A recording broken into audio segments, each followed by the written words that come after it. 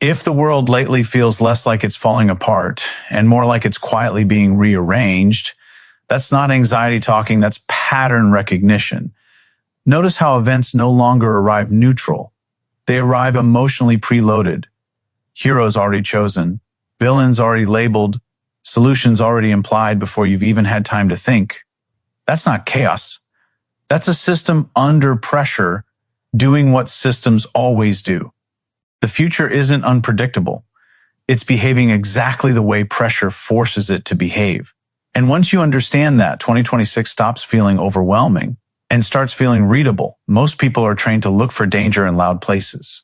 Explosions, declarations, clear enemies, clear moments where something begins. That instinct made sense in older systems. Wars were announced. Conflicts were visible. Threats were obvious enough that the human nervous system could recognize them as threats. But modern systems don't work that way anymore. When pressure becomes more effective than force, confrontation becomes inefficient. And that's where we are now. Pressure is quieter than violence, but it's far more reliable. It doesn't trigger resistance in the same way. It doesn't activate the part of the brain that says, I'm being attacked. Instead, it activates something much more subtle: adaptation. Humans adapt long before they rebel. From a psychological standpoint, pressure works because it doesn't feel like a single event. It feels like a background condition.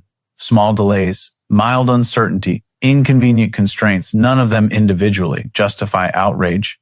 But together they create a constant low-level stress signal, and the brain is wired to resolve stress by changing behavior.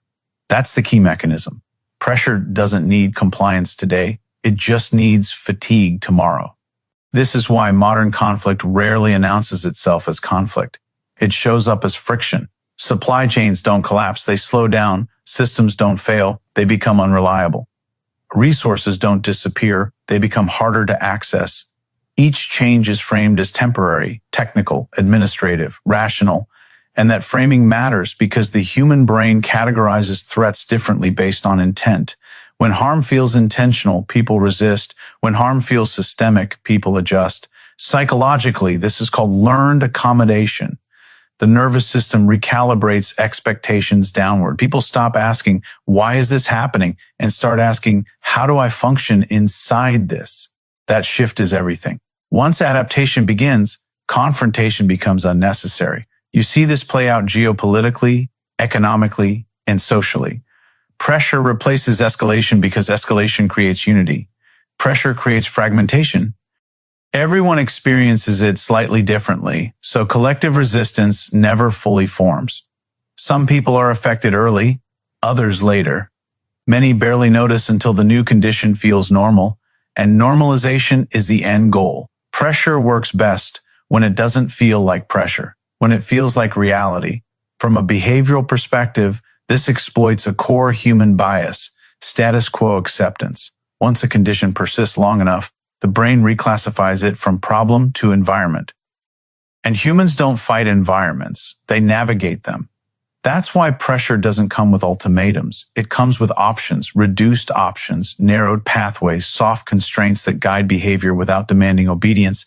This is not domination, it's conditioning. And conditioning doesn't require agreement, it only requires repetition. Another psychological factor at play here is cognitive load. Humans have limited bandwidth for sustained resistance. When life becomes more complex, financially, socially, informationally, people conserve energy by choosing the least mentally expensive path. Pressure raises the cost of resistance while lowering the cost of compliance. Not through fear, through exhaustion. And exhaustion is one of the most underappreciated tools in influence psychology. Tired people don't organize well. They don't plan long-term. They focus on immediate relief. They accept solutions they would have questioned if they were rested, connected, and calm. Pressure creates a permanent state of almost coping, just functional enough to keep moving, just stressed enough to stop pushing back.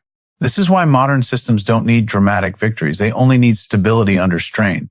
If people keep adapting, the system is working.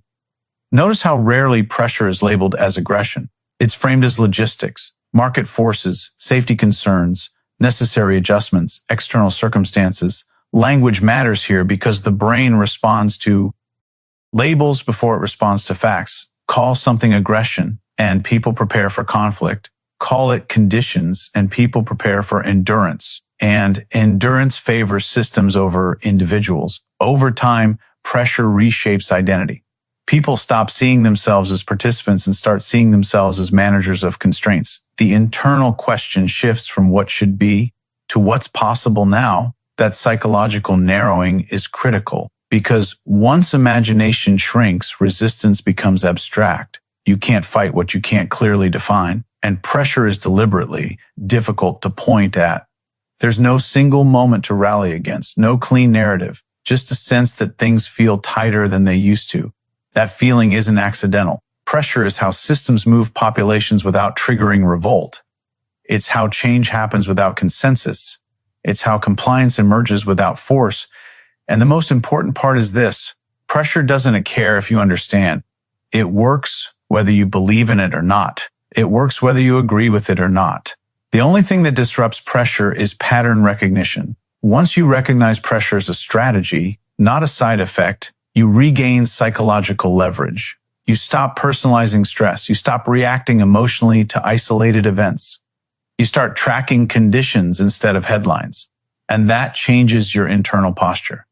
You move from reaction to orientation. Pressure relies on confusion. Clarity weakens it, which is why understanding this isn't about fear. It's about agency. Because the moment you can say, this isn't chaos, this is pressure, you stop being shaped blindly by it. And that awareness is the first real form of resistance left. There's a quiet crisis happening right now, and most people don't even recognize because it doesn't announce itself like a catastrophe.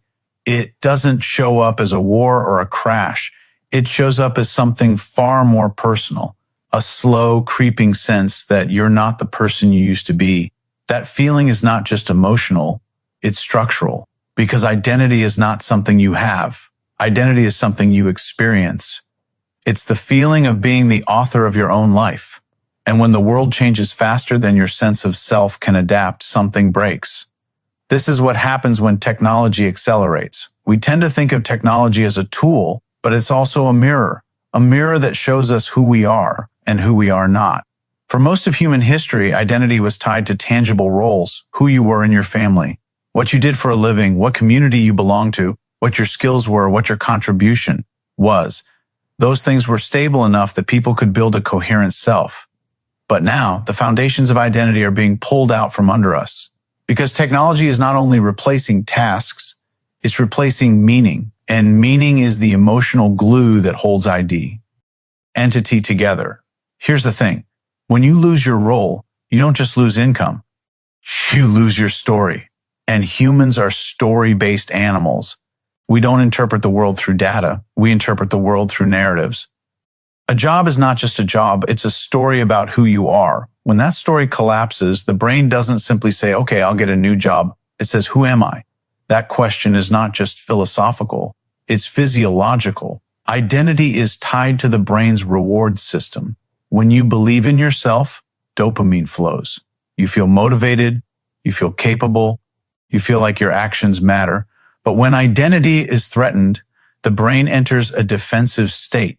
It stops seeking growth and starts seeking stability. This is why the loss of identity isn't just sad. It's destabilizing. And that destabilization is exactly what systems need to steer people. Because when people don't feel grounded in who they are, they become easier to influence. This is not manipulation in the cartoon sense. It's not a secret cabal controlling minds. It's simply the psychology of a person who is searching for something to hold on to. When your identity is weak, you're more likely to accept external definitions.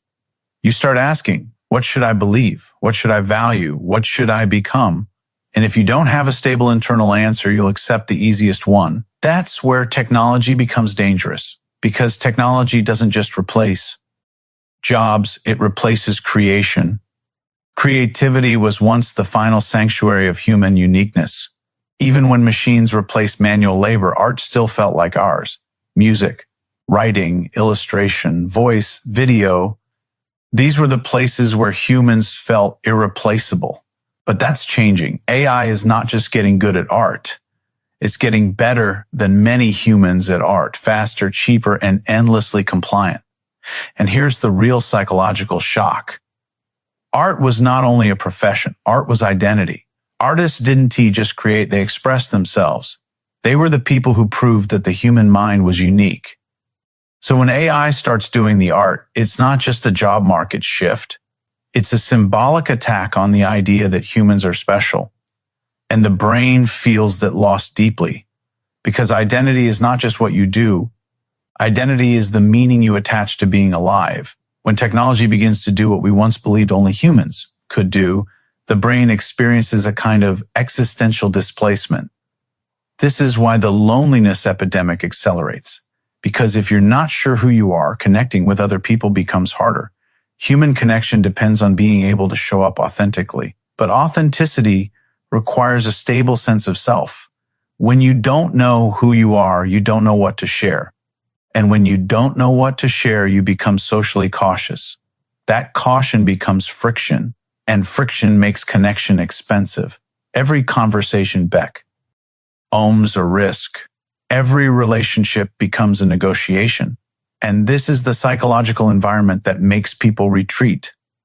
Not because they're weak, but because they're confused. When identity collapses, the brain enters a kind of survival mode. It stops seeking meaning and starts seeking safety. That's why people begin to prefer predictable narratives, predictable identities, predictable tribes, because tribes provide a shortcut to meaning. They give you a story without requiring you to build one. And when meaning is hard to create, meaning is easy to borrow. This is why the rise of tribalism is not random. It's not a moral failure. It's a psychological consequence. When people feel displaced, they seek certainty in groups. The group provides a stable identity faster than the individual can rebuild one. This is also why influence becomes easier, because a person without a stable identity is like a ship without a rudder. They can be steered by the strongest current. And in a world where the currents are being engineered through algorithms, media, and cultural pressure, steering becomes more effective. The point is not that people are weak. The point is that human nature is predictable. When identity is threatened, people seek stability. When stability is threatened, people seek authority. When authority is threatened, people seek tribe. And that cycle is what makes 2026 feel so intense. It's not just technology. It's not just geopolitics. It's the psychological condition of a world where the old anchors of identity are dissolving. So what does this mean for you? It means the most important skill in this era isn't technical skill. It's psychological resilience, not the resilience to survive, the resilience to remain yourself, to maintain a coherent story about who you are, even when the world tries to rewrite it for you. Because if you lose your story, you lose your power. And in a world where identity is being displaced, power is the one thing that becomes invisible. Until it's gone, most people think loneliness comes from being alone. But that's the easy explanation, the one that feels correct because it's simple. In reality, loneliness is not a condition of distance. It's a condition of disconnection, and disconnection can happen in a crowd. You can be surrounded by people and still feel utterly alone, because loneliness is not about the number of connections you have. It's about the quality of those connections. And quality is determined by something very specific: friction. When conversation becomes risky, people stop talking. When talking becomes costly, people stop sharing. When sharing becomes dangerous, people stop showing up. And when people stop showing up, loneliness increases. But why is friction rising? Because the world is becoming more sensitive. Every sentence has the potential to be misunderstood. Every opinion can be weaponized. Every disagreement can become a fight. And in that environment, people begin to self-censor. Dr. Not because they're afraid of being wrong, because they're afraid of being socially punished. Br. And social punishment is one of the strongest human fears. We are wired to belong, but belonging is not optional. Br. It's survival. So when the social environment becomes unpredictable, the brain responds by reducing risk. And risk reduction looks like this. Bar. Fewer deep conversations. Bar. Fewer close friendships. Bar. Fewer emotional risks. More surface level interactions. Bar. More social avoidance. Bar. This is what loneliness looks like in modern life. Loneliness is not a lack of company. bar, it's a lack of safety. And here's the thing that most people don't realize. For loneliness is not just an emotional problem. It's a psychological vulnerability, br, because loneliness changes the way the brain works. Br, it makes people more suggestible, more emotionally reactive, br, more desperate for meaning and connection. Loneliness turns the brain into a hunger-driven machine, and hunger is never rational, br. When people are hungry, they will accept food that is bad for them. When people are lonely, they will accept connection that is toxic, Loneliness doesn't just make people sad. It makes them easier to influence, br. That's why loneliness is not a side effect of what's coming. It's one of the conditions that makes everything else possible. br. If people are isolated, they are quiet. If people are lonely, they are open, br, open to influence, br, open to manipulation, br, open to being shaped. Because loneliness is not solved by logic. It's solved by emotion. The brain doesn't ask, is this person right? It asks, does this person make me feel seen? And when loneliness is intense, feeling seen becomes more valuable than truth. This is how narratives spread. This is how conspiracy theories gain traction. This is how cults form, not because people are stupid, because loneliness is a powerful motivator. It creates a vacuum, and nature hates vacuums. The brain fills that vacuum with whatever feels like connection, even if it's fake, even if it's dangerous. This is the psychological mechanism behind the loneliness epidemic. And the reason it's accelerating is simple. Human interaction is becoming more difficult because it carries more friction than it used to. Every conversation has more weight. Every disagreement has more risk. Every relationship requires more emotional labor. And people are tired, so they withdraw. And withdrawal creates loneliness. And loneliness creates suggestibility. And suggestibility creates influence. And influence creates control. You can see how this becomes a self-reinforcing system. The more lonely people become, the easier it is for systems to steer them. And the more systems steer them, the more lonely they become. This is the trap.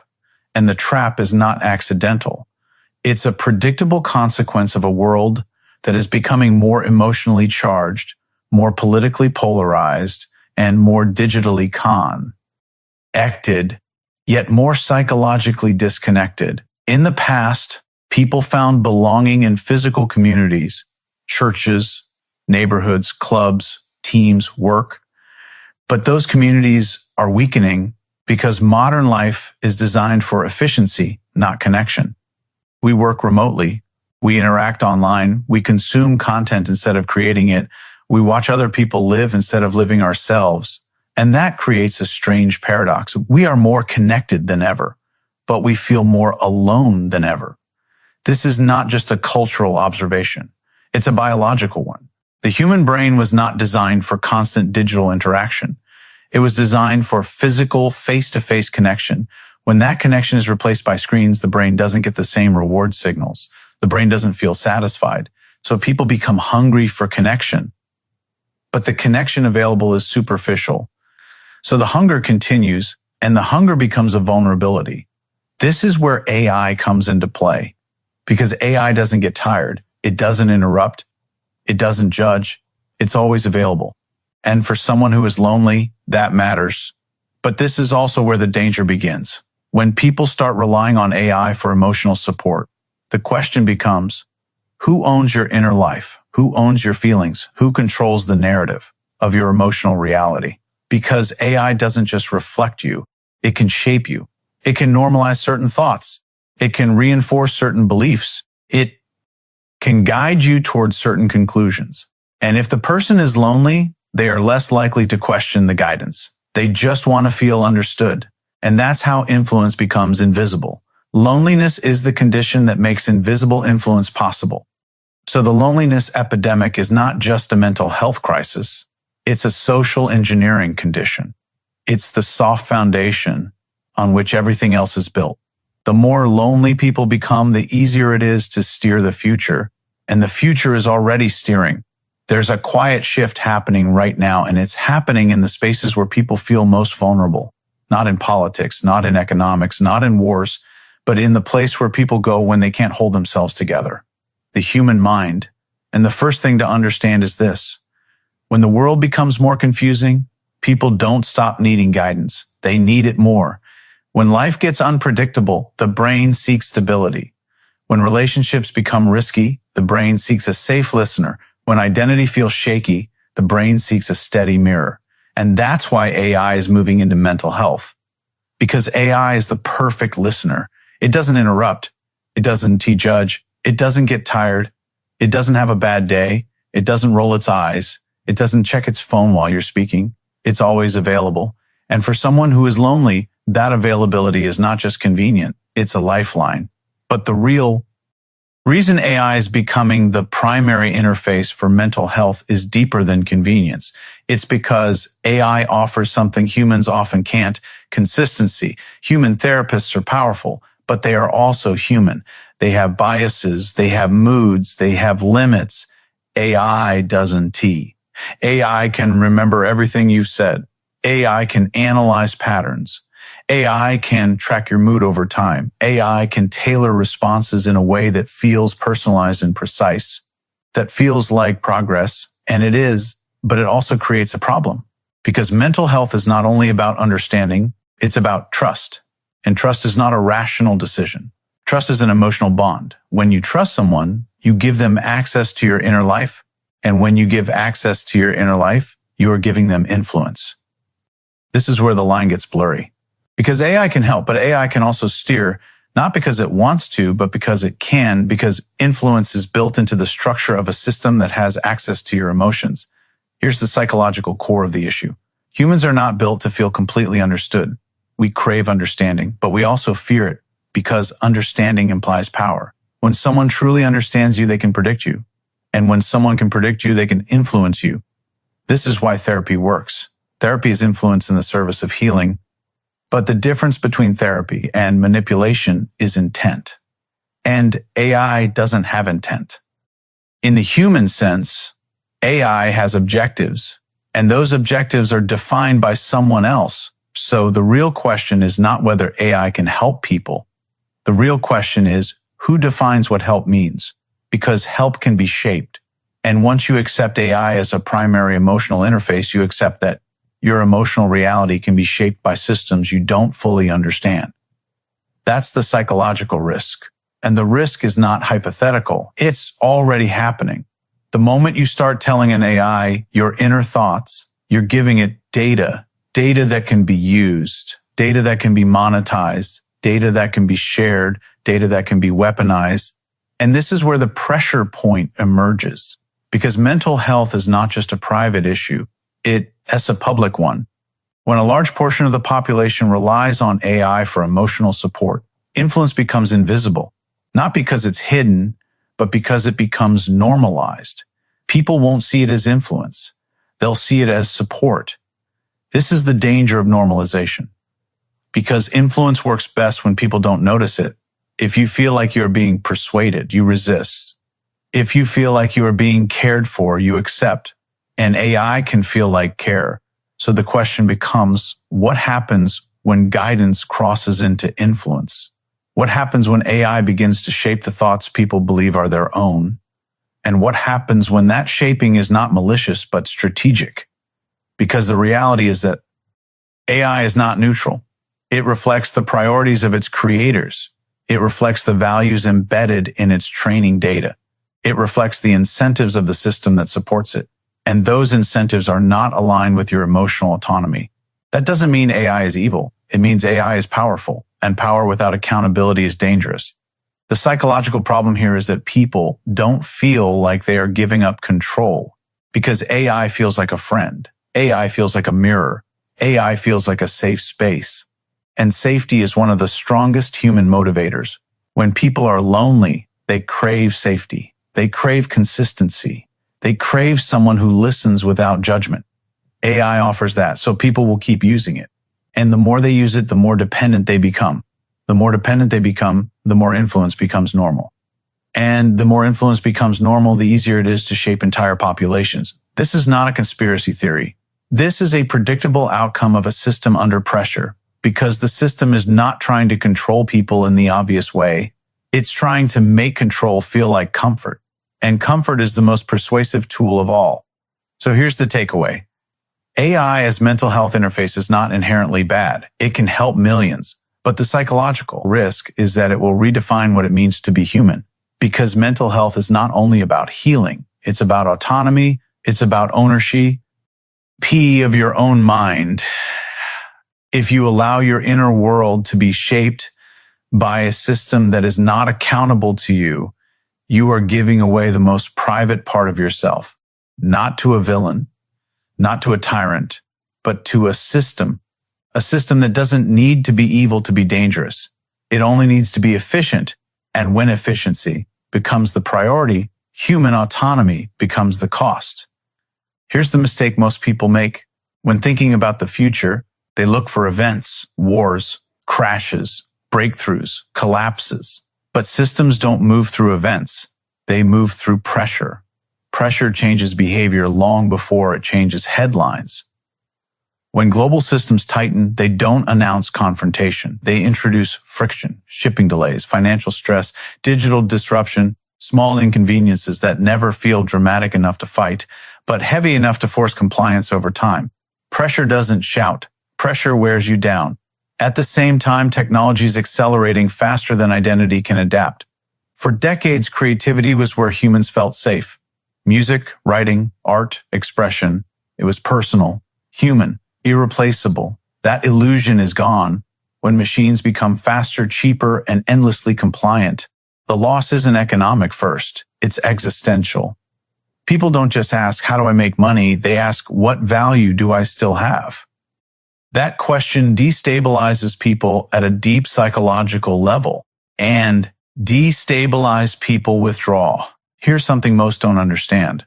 Loneliness doesn't come from isolation. It comes from friction. When every conversation feels risky, when one sentence can trigger conflict, when politics, identity, and ideology leak into everything.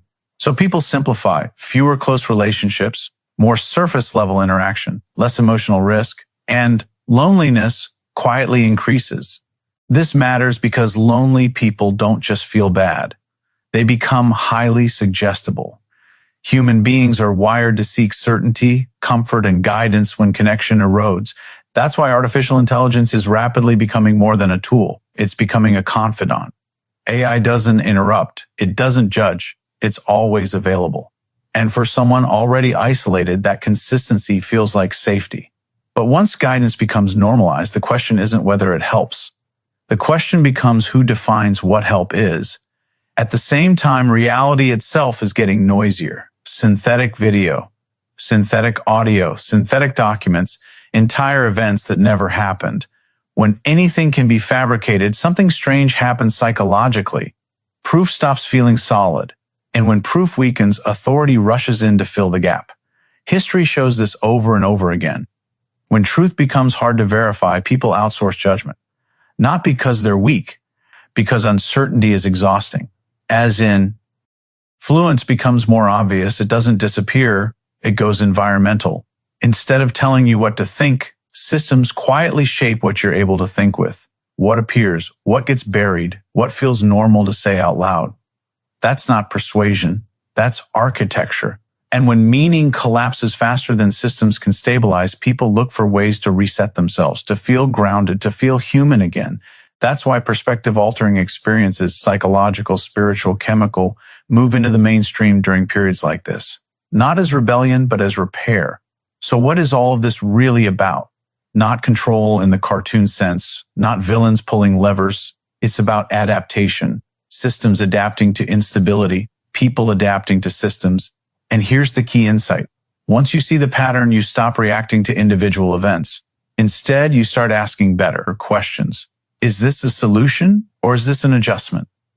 And when you can tell the difference, the future stops feeling chaotic and starts making sense. None of this requires a conspiracy. It doesn't require coordination. It only requires incentives and human nature. The future isn't asking you to panic. It's asking you to notice patterns. Because once you can see pressure, you stop reacting to noise and you start navigating reality with clarity.